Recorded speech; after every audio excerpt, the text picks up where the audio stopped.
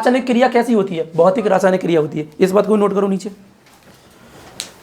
पाचनिक क्रिया भौतिक रासायनिक क्रिया होती है या कहलाती है। पाचनिक क्रिया भौतिक रासायनिक क्रिया कहलाती है। पाचन की क्रिया भौतिक रासायनिक क्रिया कहलाती है। ठीक है, इतना बिंदु समझ में आ गया नहीं आ गया? सबसे पहले हमने बात की है डाइजेस्ट सिस्टम में कि पाचन तंत्र। तो पाचन क्या है? तो पाचन का मतलब क्या? जटिल भोजन को सरल बनाना। ठीक है, पाचन कहलाता है। तंत्र का मतलब अभी बता रहा हूँ कि इसमें बहुत सारे क्या है, अंग भाग ले रहे हैं, इसलिए क्या है उसे तंत्र नाम दिया गया है। लेकिन हमारे सामने एक स्थिति बन रही है, और स्थिति क्या बन रही है? और स्थिति बन के हमारे सामने यह आती है कि जब यह क्रिया होती है ना, जब यह क्रिया होती है तो वह क्रिया है ना भौतिक रूप में होती है और रासायनिक रूप में होती है, इसलिए हमने इसका नाम क्या दे दिया? भौतिक रासायनिक क्रिया नाम दे दिया। ठीक है, अब जो मैं तंत्र की बात कर रहा हूँ अभी तंत्र, तो हम क्या करते हैं पूरे टॉपिक का एक ओवरव्यू लेते हैं, उसके बाद में इस टॉपिक को अध्ययन करेंगे। ठीक है, तो हम समझते हैं इन चीज़ों को। देखो जो तंत्र है, यानी कि इसमें जब पाचन होगा तो पाचन में जो लोग भाग लेते हैं कौन कौन से शरीर के अंग होते हैं, उनको पहले समझ लेते हैं। देखो तंत्र के अंतर्गत देखेंगे तो इसमें दो तरह का हमारा जो पाचनिक क्रिया है वो तो दो तरह से होने वाली है। एक तो होने वाली होती है आहार नाल, आहार नाल के द्वारा होती है। ठीक है, एक होती है पाचन ग्रंथि के द्वारा, पाचन ग्रंथि। ठीक है, मतलब इन दो बिंदुओं के द्वारा ये हमारी क्या होती है? क्रिया होती है। आहार नाल को हम एलिमेंट्री कैनाल कहते हैं। ठीक है, और इसको बोलते हैं डाइजेस्टिव ग्लैंड। क्या कहते हैं? डाइजेस्टिव ग्लैंड कहते हैं। तो जो आहार नाल है, इस आहार नाल के अंतर्गत क्या क्या विषय वस्तु आएगी, मतलब इसमें क्या क्या चीज़ हम पढ़ते हैं, तो ओवरव्यू पूरा देख लेते हैं कि जो आहार नाल है वही तंत्र के रूप में आएगा। लेकिन भोजन जो होता है, जैसे हमने मुख में रखा, तो मुख में रखने के बाद में भोजन जो है हमारे शरीर में अंत और कहाँ पर रहता है, यानी स्टोर रहता है, उसके बाद में ये मल में परिवर्तित हो जाता है। तो किस हिसाब से काम कंडीशन होती रहती है, उस स्थिति को हमें इसमें समझना है। तो आहार नाल के अंतर्गत जो हम स्टडी करते हैं, सबसे पहले हमारे सामने आता है मुख गुहा। क्या आता है? मुख गुहा, यानी माउथ कैविटी आती है। यानी सबसे पहले हम भोजन कहाँ रखते हैं? मुख में रखते हैं, और मुख में खाली जगह जो होती है उसे मुख गुहा का नाम दे देते हैं। ठीक है, इसके बाद में मुख से ही जैसे भोजन अंदर जाता है तो हमारे सामने एक क्या होती है? ओइगोफेगस होती है, यानी क्या होती है? एक ग्रास नली होती है। क्या होती है? एक ग्रास नली। तो मैं नाम दे सकता हूँ ग्रास नली।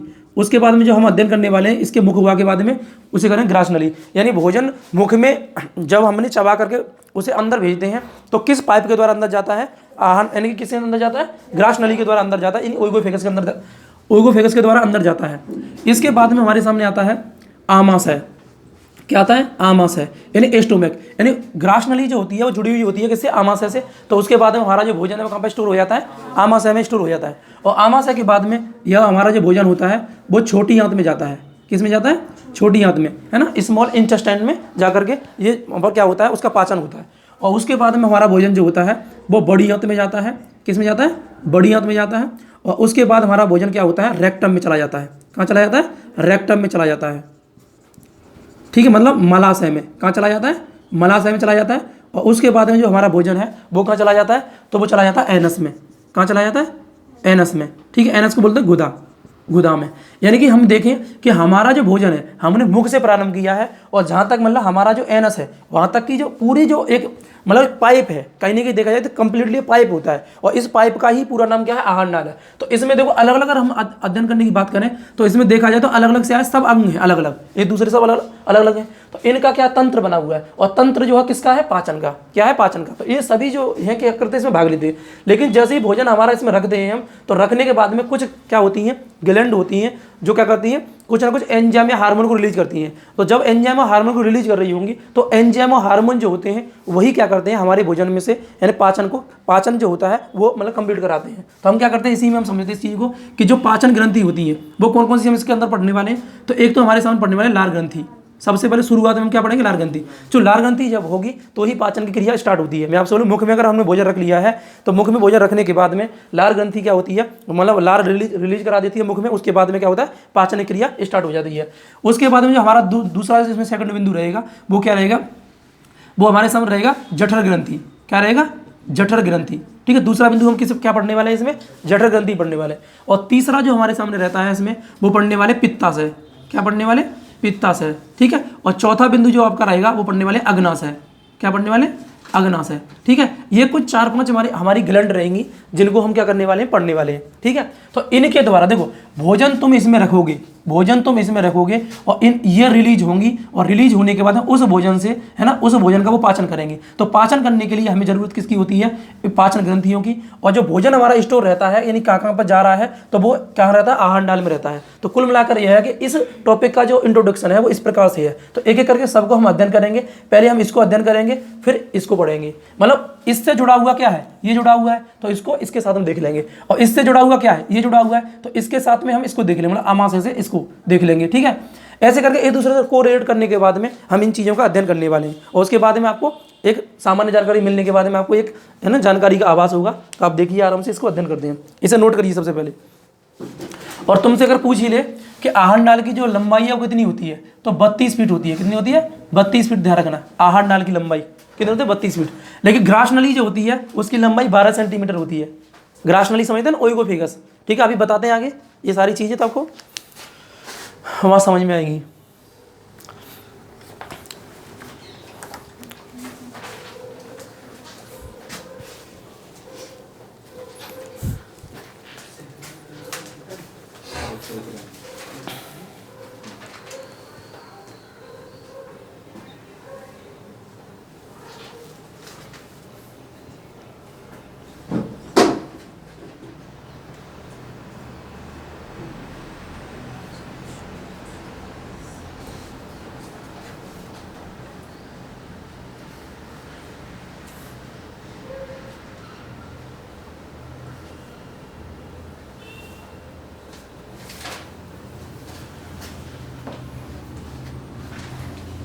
हो गया सभी का नोट? देखिए अब देखो, एक बार मैं इस चित्र को आपको दिखाता हूँ, उसके बाद समझाता हूँ सारी चीज़ों को जो अभी मैं बात कर रहा हूँ आपसे। देखो, मैंने सबसे पहले बात किया, किसकी बात की है आपके सामने? इस चित्र को हटाकर दूसरा ही लेते हैं। देखो इसको, देखो, इससे तुम्हारा सारी चीज़ क्लियर हो जाएगी। मैंने मुख गुहा की बात की है, तो मुख गुहा जो प्रारंभ हो रहा है, तो आप देख सकते हो आहार नाल जो है ना, देखो मुख गुहा ये है, यहाँ से, यानी यहाँ भोजन रहता है। उसके बाद में ये क्या है? ओइगोफेगस है, जिसे हम ग्रास नली कह रहे हैं। और ग्रास नली के बाद नीचे ये क्या है? ये पेट है, यानी आमाशय है। क्या है? आमाशय। और आमाशय से नीचे जुड़ा हुआ क्या है? आपको ध्यान रखना है, आमाशय से जुड़ा हुआ जो रहता है नीचे, देखो छोटी आंत है। क्या है? छोटी आंत जुड़ा हुआ आमाशय से, ये वाला जो दिख रहा है भाग, ये वाला। उसके बाद में छोटी आंत से जुड़ा हुआ क्या है? बड़ी आंत है। क्या है? ये बड़ी आंत। और बड़ी आंत के ये वाला जो भाग है वो क्या है? रेक्टम है। यहाँ पर नीचे क्या रहता है? रेक्टम रहता है। और रेक्टम के नीचे ये वाला जो एरिया होता है वो एनस कहते हैं। क्या कहते हैं? एनस कहते हैं। अब इनमें क्या होता है? इनमें ग्रंथियां पाई जाती है। मतलब जो भी आहार नाल होती है, उस आहार नाल के अंदर या थोड़ा सा बाहर हट कर क्या होता है? मतलब ग्रंथियां पाई जाती हैं। और उन ग्रंथियों से कोई ना कोई रस निकलता है, और वो रस ही क्या करता है? उस भोजन में से, है ना, पाचन क्रिया को पूर्ण कराता है। तो इसका मतलब यह है कि हमें इनको लिंक करके इनसे हमें पढ़ना है। ठीक है, तो हम क्या करते हैं? एक करके अब अध्ययन करते हैं इन चीज़ों का। स्पष्ट हो गया? इंट्रोडक्शन क्या है इसका, समझ में आ रहा? अब इसको आराम से पढ़ते हैं। देखो, तो सबसे पहले हम लोगों ने बात किसकी की है? आहार नाल की बात की है। ठीक है, तो आहार नाल के अंतर्गत देखते हैं। तो मैं आपसे ये कह सकता हूँ ना, पाचन की क्रिया 2 चरणों में होती है। किस किस में? एक आहार नाल में होती है, एक पाचन ग्रंथि में होती है। पाचन की क्रिया 2 चरणों में कौन कौन सी? एक आहार नाल है, एक कौन सी है? पाचन ग्रंथि के द्वारा होती है। ठीक है, तो हम सबसे पहले हम जो बात करने वाले हैं इसमें, वो करने वाले हैं किसकी? पाचन ग्रंथि के बारे में। किसके बारे में बात करने वाले हैं? पाचन ग्रंथि के बारे में। ठीक है, तो उसी चित्र को निकाल लेते हैं, उसी से समझते हैं। देखो, इन्हीं से समझते हैं। देखिएगा, तो सबसे पहले आप डालिएगा मुख गुहा। शुरुआत में मुख गुहा की बात कर रहे हैं ना हम लोग। मुख गुहा, माउथ कैविटी। ठीक है, मुख गुहा क्या होता है? मुख गुहा, तो देखो मुख गुहा के अंतर्गत हमारे सामने 3 शब्दावली हमें पढ़नी होती है। मुख गुहा में देखा जाए तो 3 शब्दावली क्या होती है? मुख गुहा के अंतर्गत एक चीज़ तो हमारे सामने आता है दांत, जिसे टीथ कहते हैं। एक आता है हमारे सामने लार ग्रंथि। लार ग्रंथि, और लार ग्रंथि को हालांकि मैं उधर रखा है, लेकिन मैं आपसे बोला कि इसको इसमें इंटरकनेक्ट करना है। और तीसरा होता है जीव, यानी टंग। क्या होता है? टंग। ठीक है, ये 3 चीज़ें होती हैं। तो इसमें से अभी जो हमारा पाचन पढ़ने वाले हैं अपन लोग, तो पाचन के अंतर्गत देखा जाए तो हमारे लिए इंपॉर्टेंट दांत रहता है और लार ग्रंथि रहती है। और जीभ जो है वो सेंसरी ऑर्गन है। तो सेंसरी ऑर्गन में आगे टॉपिक आता है आपका, तो उसमें जीभ के बारे में पूर्ण रूप से बताया जाएगा। अभी केवल क्या, यहाँ पर हमें पाचन संबंधित बात करनी है। तो पाचन के हिसाब से हमें केवल क्या करने वाले हैं? 2 चीज़ों को पढ़ने वाले, दांत को पढ़ने वाले हैं और लार ग्रंथियों को पढ़ने वाले हैं। ठीक है, तो हम क्या करते हैं? सबसे पहले हम बात करते हैं, पहले लार ग्रंथि की बात करते हैं, फिर दांत की बात करेंगे। ठीक है, यानी पहले लार का स्राव करवा देते हैं, उसके बाद हम पढ़ेंगे किसके बारे में? दांत के बारे में। ठीक है, तो आप क्या करिए? सबसे पहले डाल लीजिए लार ग्रंथियाँ। लार ग्रंथि, लार ग्रंथियाँ, सलाइवरी ग्लैंड, सलाइवरी ग्लैंड। ठीक है, लार ग्रंथियाँ। तो समझते हैं लार ग्रंथियों के बारे में। देखो हमारे सामने देखा जाए तो अब इन चीज़ों को तुम अच्छे से समझना है, ठीक है। थोड़ा सा लार ग्रंथियाँ, यानी कि मैं आपसे बोलूँगा हमारा जो मुख है उस मुख में कितना जोड़ी लार ग्रंथियाँ पाई जाती हैं, तो 3 जोड़ी पाई जाती हैं। कितना जोड़ी पाई जाती हैं? 3 जोड़ी। चलिए 3 जोड़ी लार ग्रंथियाँ पाई जाती हैं। तो पहले लिख दे रहा हूँ यहाँ पर 3 जोड़ी लार ग्रंथियाँ पाई जाती हैं। कितनी जोड़ी पाई जाती हैं? 3 जोड़ी। और 3 जोड़ी पाई जाती है, इसका मतलब क्या है कि लार ग्रंथियों की संख्या हमारे मुख गुहा में कितनी होती है? 6 होती है। 3 जोड़ी का मतलब क्या हो गया? यानी कि लार ग्रंथियों की संख्या कितनी है? 6 होती है। तुमसे पूछे कि हमारे मुख में कितना जोड़ी लार ग्रंथियाँ पाई जाती हैं, तो 3 जोड़ी पाई जाती हैं। इनकी संख्या कितनी होती है? 6 होती है। कितनी होती है? 6 होती है।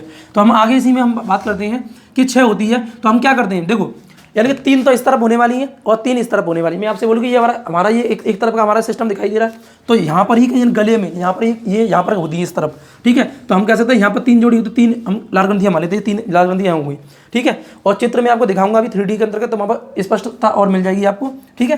तो ऐसे मान लेते हैं, तो एक तरफ 3 जोड़ी है, तो एक तरफ 3 जोड़ी है, इस पर 6 हो जाती है। हम क्या करें, एक तरफ का अध्ययन कर लेते हैं, दूसरी तो अपने आप ही अध्ययन हो जाएगा, कोई दिक्कत नहीं। मतलब जो एक के साथ हो रहा होगा वही दूसरे के साथ हो रहा होगा। तो इसका मतलब क्या कि एक तरफ की हम अध्ययन कर लेते हैं और दूसरा ऑटोमेटिक हमें ज्ञान हो जाएगा उसका। तो हम क्या करते हैं, जो 3 जोड़ी दी गई हैं तो हम क्या करते हैं, केवल 3 को यानी एक तरफ की जो 3 लार ग्रंथियाँ हैं उनको अध्ययन कर लेते हैं। तो एक तरफ की जो 3 लार ग्रंथियाँ कौन कौन सी होती हैं, तो सबसे पहले तीनों के नाम लिखता हूँ मैं और उनकी जो विशेषताएं होती हैं उनके बारे में हम बताते हैं आपको। तो 3 जोड़ी होती है, तो 3 में कौन कौन सी होती हैं? एक तो होती है पैरोटिड लार ग्रंथि, पैरोटिड लार ग्रंथि, ठीक है। सबसे पहले आप लिखो पैरोटिड लार ग्रंथि। और दूसरी जो लार ग्रंथि होती है वो होती है सबलिंगुअल, ठीक है, ग्लैंड। और तीसरी होती है सबमैंडिबुलर, ठीक है। हमारे सामने 3 लार ग्रंथियां में पाई जाती हैं, ठीक है, हमारे मुख गुहा में। अब इसमें से जो हमारे लिए इंपॉर्टेंट है वो देखिएगा, जो पैरोटिड लार ग्रंथि है, जो यह पैरोटिड लार ग्रंथि होती है, इस पैरोटिड लार ग्रंथि के बारे में हम समझते हैं चीज़ों को। क्या है कि जो पैरोटिड लार ग्रंथि होती है इसमें अगर तुम देखोगे तो यह जो होती है ना, सबसे बड़ी लार ग्रंथि होती है, सबसे बड़ी लार ग्रंथि। तुमसे पूछेगा कि मुख गुहा में या लार ग्रंथि में सबसे बड़ी लार ग्रंथि का नाम क्या है, तो उसका नाम क्या है, तो आपको ध्यान पैरोटिड है। यानी हमारे शरीर में सबसे बड़ी जो ग्रंथि है उसका नाम लीवर है। लेकिन क्वेश्चन ध्यान रखना, क्वेश्चन क्या है कि लार ग्रंथियों में सबसे बड़ी लार ग्रंथि कौन सी है, तो पैरोटिड है। लार ग्रंथियों में सबसे बड़ी लार ग्रंथि का नाम क्या है, पैरोटिड है। जबकि मैं कह रहा हूँ हमारे शरीर में सबसे बड़ी ग्रंथि का नाम क्या है, तो लीवर है। क्या है, लीवर है। ध्यान रखना इन चीज़ों को। तो जो पैरोटिड लार ग्रंथि है यानी पैरोटिड जो लार ग्रंथि है वो क्या सबसे बड़ी है। इसमें ऐसा बताते हैं, तो इसके संबंध क्या क्वेश्चन बन सकते हैं। पैरोटिड लार ग्रंथि का अगर मान लीजिए इसमें सूजन आ जाती है, क्या जाती है, सूजन, या यह प्रभावित होती है, प्रभावित होती है, तो इसके प्रभावित होने से मम्स रोग हो जाता है। क्या हो जाता है, मम्स रोग, ठीक है। मम्स बोले तो गलसुई नाम देते हैं इसको।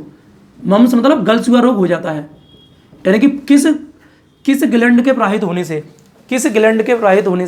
या किस ग्लैंड में सूजन आ जाने से गलसुआ रोग हो जाता है। और गलसुआ रोग जो हो जाता है किसके होने से हो जाता है, पैरोटिड। तुमने देखो अपने इसको पूर्व ज्ञान से जोड़ते हैं अपन लोग कि हमने देखा होगा गांव की भाषा में बोले तो जो कनवर का चिप्पा होता है उसे चिपका लेते हैं उसको यहाँ पर, और उसके द्वारा वो जो सूजन सी आ जाती है ऑटोमेटिक सही हो जाती है। जीवन में एक बार जरूर ये क्या होती है, प्रभावित होती है जीवन में। अभी नहीं हुई होगी तो आगे होने वाली होगी कभी ना कभी, या तो बचपन में ही हो जाती है। तो जो कनवर निकलने वाला होता है कनवर, उस कनवर का नाम ही क्या होता है, मम्स होता है। क्या होता है, मम्स या गलसुआ रोग होता है। तो गलसुआ रोग किस ग्रंथि के प्रभावित हो जाने से हो जाता है, तो आपको ध्यान रखना पैरोटिड ग्रंथि के प्रभावित हो जाने से हो जाता है, ठीक है। या इसके मतलब पैरोटिड ग्रंथि में क्या होता है, सूजन आ जाती है, इस कारण क्या हो जाता है, मम्स रोग हो जाता है। क्लियर, ठीक है।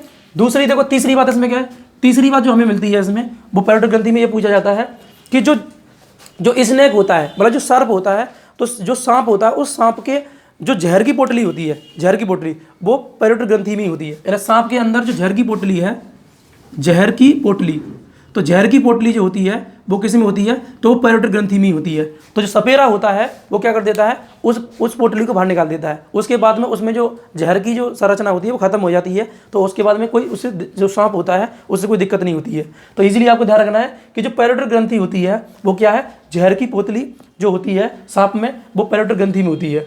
हमारे शरीर की सबसे बड़ी जो लार ग्रंथि है उसका नाम पैरोटिड है। और हमारे शरीर में अगर इस पैरोटिड ग्रंथि में क्या होता है, सूजन आ जाती है या प्रभावित होती है, तो कौन सा रोग हो जाता है, मम्स रोग हो जाता है या गलसुआ रोग हो जाता है। ठीक है, नोट कर लिया सभी लोगों ने।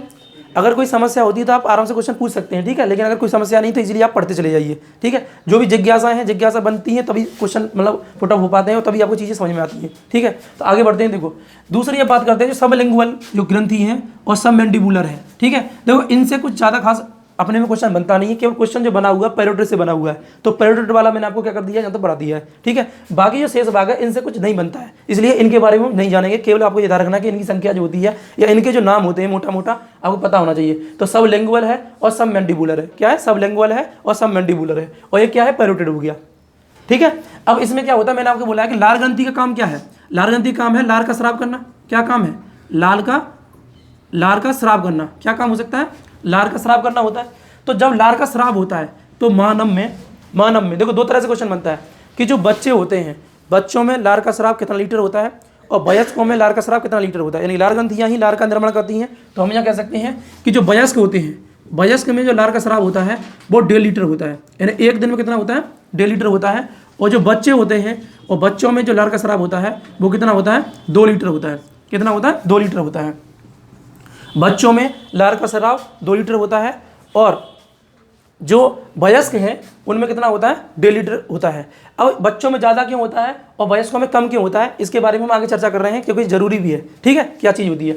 तो जो जैसे मान लो लार का स्राव हो जाता है तो इस लार में यानी लार के स्राव में यानी लार में क्या होता है? एंजाइम पाए जाते हैं। क्या होता है? एंजाइम पाए जाते हैं। जब लार का स्राव हो रहा होता है तो इसमें क्या होता है? एंजाइम पाए जाते हैं। अब वो एंजाइम ही हमारे लिए इंपॉर्टेंट है सबसे ज़्यादा, ध्यान रखना। यानी अब तक का सबसे इंपॉर्टेंट टॉपिक रहेगा वो ये रहेगा एंजाइम। यानी तुमको ये याद करने ही पड़ेंगे अगर तुम एग्जाम देने जा रहे हो तो एंजाइम। तो लार ग्रंथियों में जो लार पाई जाती है उस लार में कितने एंजाइम पाए जाते हैं? तो 4 एंजाइम पाए जाते हैं। कितने पाए जाते हैं? 4 एंजाइम। लार ग्रंथि में है ना कितने एंजाइम पाए जाते हैं? 4 एंजाइम पाए जाते हैं। अब उन चारों के मैं यहाँ पर नाम लिखता हूँ और आपको समझाता हूँ, ठीक है। तो पहला जो एंजाइम होता है इसमें देखा जाए तो क्या होता है? टाइलिन होता है, टाइलिन। दूसरा लेना डाइस्टेड होता है, डाइस्टेड। और तीसरा कर लेना म्यूलिन होता है, म्यूलिन। और चौथा कर लेना लाइसोजाइम, लाइसोजाइम। यानी कि ये 4 एंजाइम इसमें हमारे पाए जाते हैं। किसमें? लार ग्रंथियों में जो लार निकलती है उस लार में कितने एंजाइम हैं? 4 एंजाइम है। कितने एंजाइम होते हैं? 4 एंजाइम होते हैं, ठीक है। टाइलिन, डाइस्टेड, म्यूलिन और लाइसोजाइम। टाइलिन, डाइस्टेड, म्यूलिन और लाइसोजाइम। 5 बार बोल के दिखाओ सभी लोग, लिख लो पहले अच्छे से, ठीक है।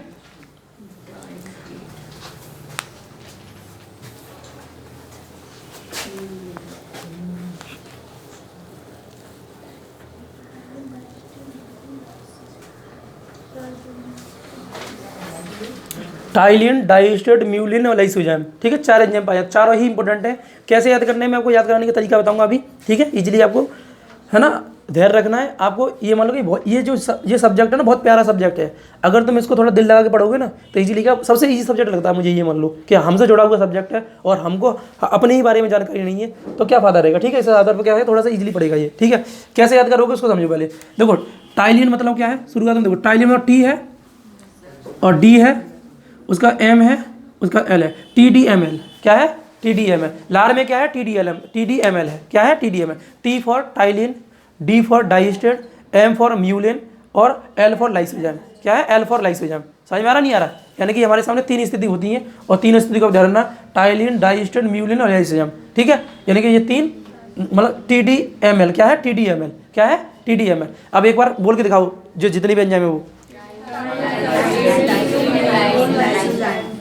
टाइलिन, डाइस्टेड, म्यूलिन और लाइसोजाइम, ठीक है। ऐसे शुभम बोलो, शुभम बोल नहीं रहे हो क्या आप सभी लोग बोलो, 5 बार बोल के दिखाओ।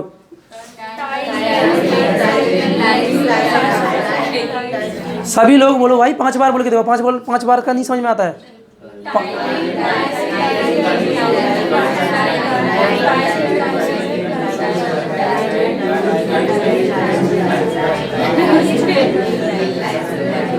हो गया है? अब खड़े हो जाए मन्नू, खड़े हो, अब नाम बताओ।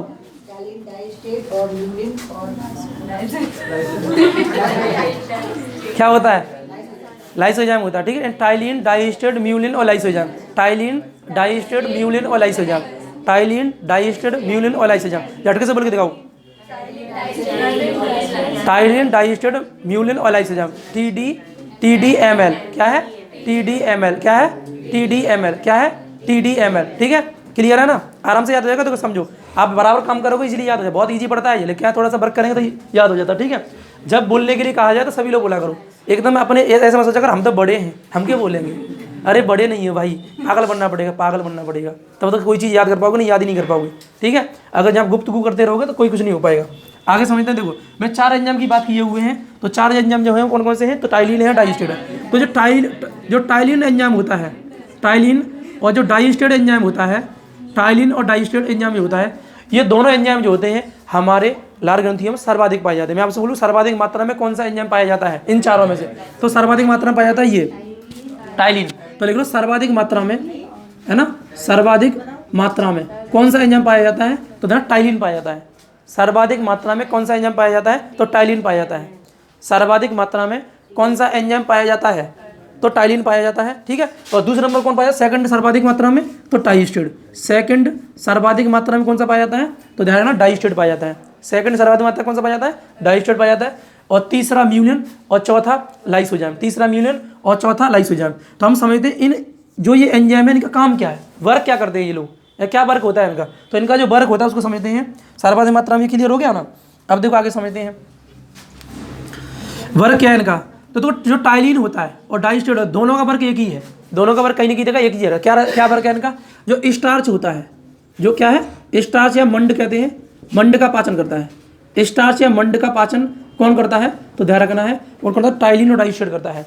स्टार्च और मंड का पाचन कौन करता है, टाइलिन और डाइस्टेड करता है। अब तुम्हारे दिमाग में ये बनना होगा स्टार्च क्या है या मंड क्या है, स्टार्च क्या है या मंड क्या है। तो इसको देखो हम अपनी जो गाँव की भाषा है उसमें हम इस हिसाब से समझ सकते हैं कि जो हम लोग आटा होता है, आटा को छानते तो भूसी प्राप्त होती है, भूसी प्राप्त होती है ना।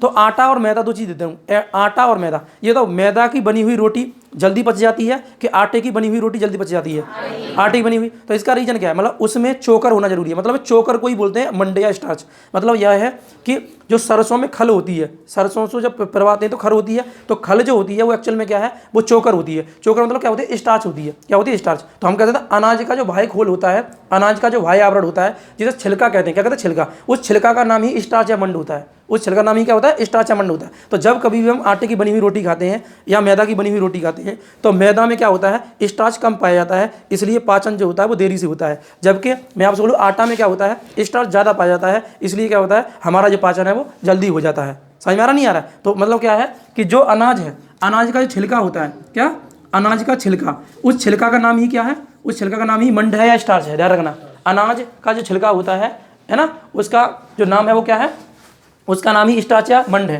तो मैं आपसे बोल सकता हूँ कि जब हम कोई चीज़ खाते हैं तो खाने के बाद में सबसे पहले हमारा टाइलिन और डाइस्टेड रिलीज होगा, जो मुख में जा रहा है। तो जब रिलीज होता है ये, तो उसके बाद में क्या करता है, जो छिलका होता है जिसे हम भूसी कहते हैं, कभी कभी भूसी, मतलब देखो तुम उससे छलनी से छाल लेना, उसके बाद भी क्या होगा, अगर दोबारा छानोगे तभी भूसी निकलती है, नहीं निकलती है। तो इसका मतलब क्या, उस आटे में भूसी है, तो उस भूसी का पाचन कौन करने वाला है, तो ध्यान रखना कौन करने वाला है, टाइलिन और डाइस्टेड करने वाला है।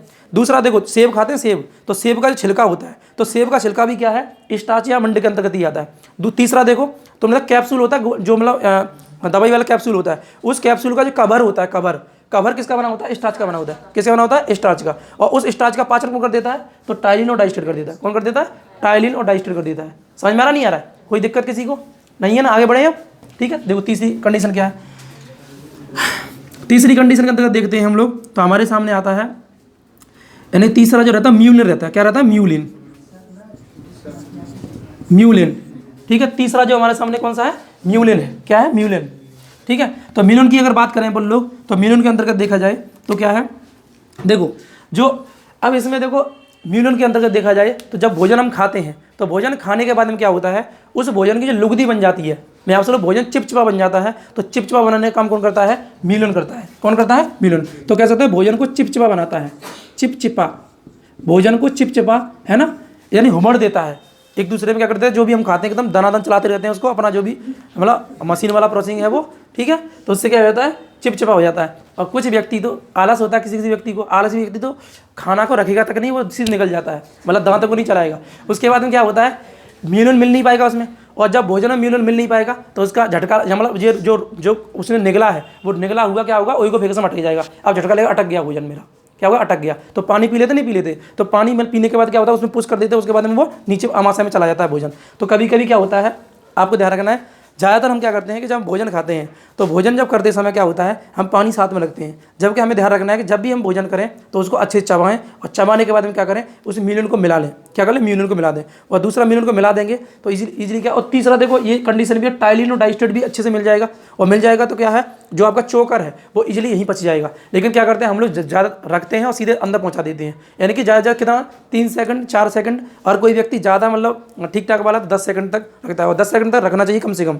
10 सेकंड तक। लेकिन हम क्या करते हैं, इसको 3 सेकंड या 2 सेकंड के बाद रखते हैं। और चावल का तो हद ही है, चावल तो रखा सीधे सोट कर लिया, हो जाता नहीं, हो जाता है। चावल को तो रखते ही नहीं, मतलब उसको बेचारे को थोड़ा बहुत तो चलाते ही नहीं है, मतलब तू जा अंदर कर लेना भाई, जो भी होगा वो। और अंदर की जब मशीनें होती हैं वो काम करना स्टार्ट करती हैं, कहती हैं कितना है ना, ये चीज़ रहती है ध्यान रखना। तो देखो म्यूलिन का काम क्या है, चिपचिपा बनाना। तो भोजन जब हम क्या करते हैं, भोजन की जो लुगदी बनती है, तो लुगदी बनती है तो वो लुगदी क्या कहलाती है, वो म्यूलिन के कारण हो जाती है। कौन से कारण, म्यूलिन के कारण। कभी देखी है लुगदी, नहीं देखी है, अरे खाकर खाओगे ना, और खाने पर रख कर देखना, निकाल कर, ठीक है। वो लुगदी जो उसमें जो लिवर से आपको दिखेगा, वो लिवर ही क्या है, वो लिवर क्या हो जाएगा, म्यूलिन का हो जाएगा। क्या हो जाएगा, म्यूलिन हो जाएगा। समझ में आ रहा, नहीं आ रहा है, ठीक है। आगे बात करते, क्या हो गया, घिन आ रही है, क्यों आ रही है, आप तो एक शिक्षक होने वाले, बेटर वाली, ठीक है। और बच्चों को अगर पढ़ाना है तो हमें घिन करना है, अरे चीज़ों को समझना है भाई, ठीक है। कब तक भागू अपने आप से, कब तक भागू। देखो चौथे की बात करते हैं, हमारे सामने तो आता क्या, लाइसोजाइम आता है, लाइसोजाइम।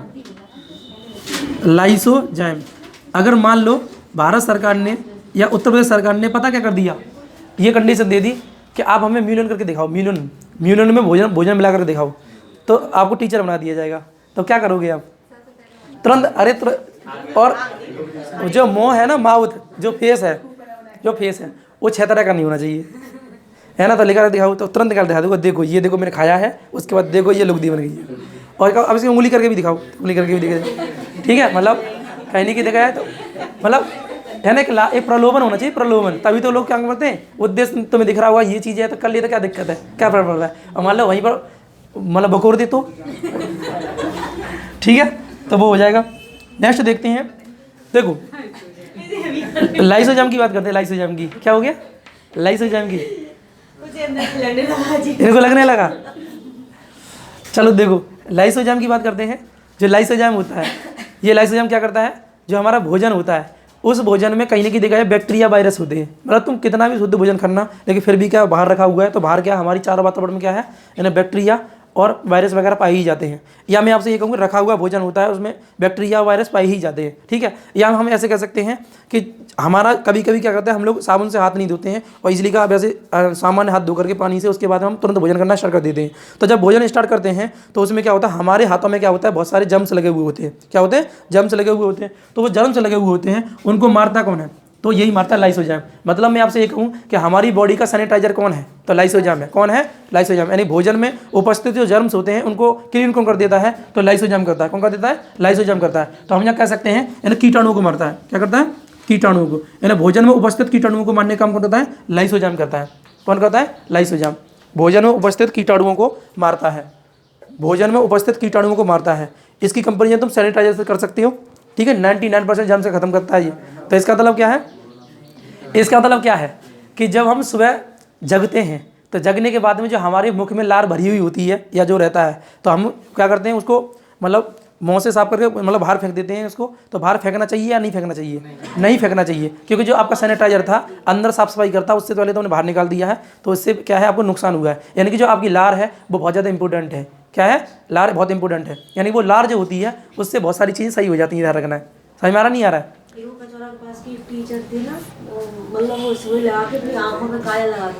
लार इसी को लगा कर, हाँ, तो उसका जो रीजन है वो पता है क्या, हाँ, तो मतलब तो रीजन क्या, ये इन सब का कमाल है। आप देखो ना, हमारी जो लार है ना, ये क्या, ये मतलब ईश्वर ने हमको ये अलग से दिया हुआ है ये सब। यानी कभी भी जब हमें कोई दिक्कत होती है तो जो लार होती है, लार ग्रंथियाँ ये प्रवाहित होती है, तो ही दिक्कत हो सकती है, ठीक है, वो चीज़ हो जाती है। तो ये रहता है इसमें। तुमने कभी देखा है जो कुत्ता होता है, जो कुत्ता होता है वो कुत्ते को मतलब कहीं पर भी चोट लग जाती है या दूसरा कुत्ता उसे खा लेता है तो उसके बाद चाट चाट के सही कर लेता है, तो चाट समय बिगड़ डॉक्टर के सही हो जाता है। कैसे? क्योंकि वो लाइसोजाइम के कारण। किससे सही हो जाता है? लाइसोजाइम। मतलब कहीं पर भी तुम्हारे घाव है और उस घाव को तुम सही करना चाहते हो, मतलब तुम अपनी लार से ही क्या कर सकते हो, वहाँ लगा लगा करके इजीली सही कर सकते हो। क्यों? क्योंकि सुबह वाली जो लार होती है उसमें क्या होता है, लाइसोजाइम ज़्यादा पाया जाता है। तो इसका मतलब डॉक्टर भी तुम्हें दवाई देता है ना, इसी का देता है वो, मतलब उसमें लाइसोजाइम यानी कीटाणुनुमा क्या होती है, मतलब कीटाणु को मारने वाली दवाई तो देता है वो, और कीटाणु मारने काम कौन कर रहा है? लाइसोजाइम कर रहा है। तो अपना जो शुद्ध अपने पास है उसको नहीं प्रयोग करूँ? हमारा नहीं आ रहा है, मतलब वो तो डॉक्टर से कर ही रहे हो, लेकिन इससे भी प्रयोग क्या है, इससे भी बहुत ज़्यादा क्या होता है, लाभ होता है और बहुत जल्दी सही कर देता है ये।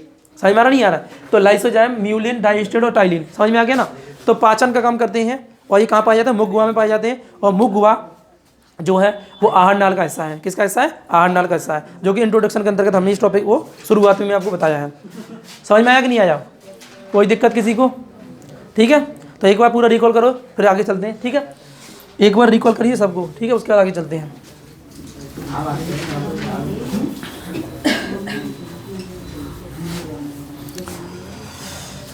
बताइए, रिकॉल करिए, ये बताओ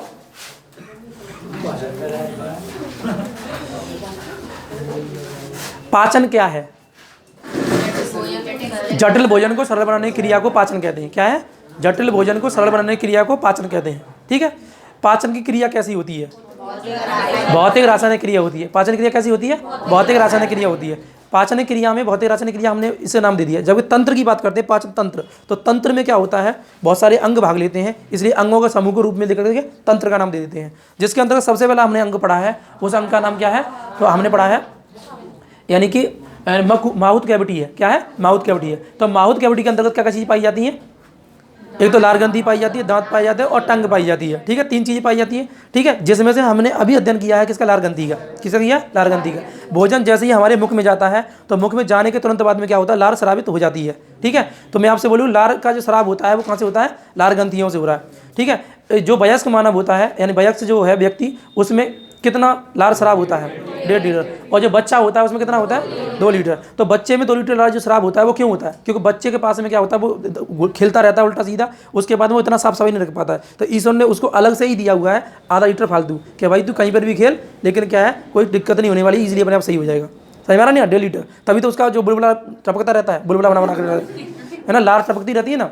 देखो जब हम बड़े हो जाते हैं तो वो लार जो होती है हमें नहीं टपकती है, नहीं, कभी कभी बड़े लोगों की भी टपकने लगती है, सो रहे होंगे या कुछ और होंगे। ठीक है, लेकिन क्या है कि जो मतलब बच्चे होते हैं, बच्चे में ईश्वर ने क्या किया? एक्स्ट्रा मतलब आधा लीटर का क्या किया है उसमें, मतलब फ़ायदा पहुंचा, शुद्ध फायदा दिया उनको। ठीक है, क्यों दिया है? क्योंकि वो लोग इधर उधर घूमते रहते हैं और घूमते रहते हैं मतलब साफ सफाई इतना नहीं रख पाते हैं, इस कारण क्या होता है, ये पाया जाता है इसमें। ठीक है, नेक्स्ट ये बताइए, जो ये लार होती है, लार ग्रंथियाँ जो होती है कितना जोड़ी होती हैं?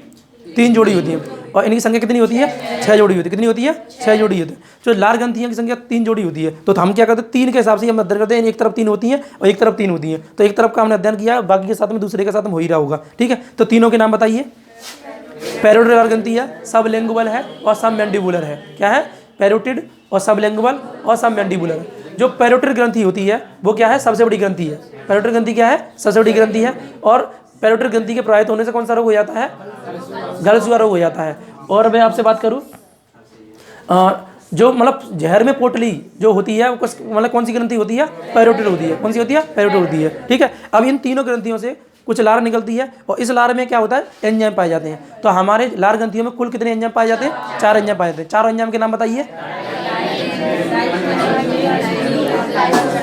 TDML, TDML क्या है? TDML क्या है? TDML, ptyalin diastase mucin lysozyme, ptyalin diastase mucin lysozyme, ptyalin diastase mucin lysozyme. बोलो 5 बार।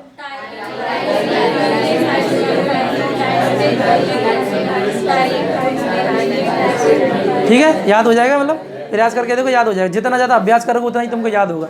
अगर तुमने बोला नहीं, मौन व्रत धारण कर लिया, तो ये कभी तुमको याद नहीं होने वाला, भूल जाओगे तुरंत। ठीक है, और मैंने आपको शॉर्ट ट्रिक बताई, TDML क्या है? TDML। जब हम दिल वाले दुल्हनिया ले जाएंगे उसको याद कर सकते हैं।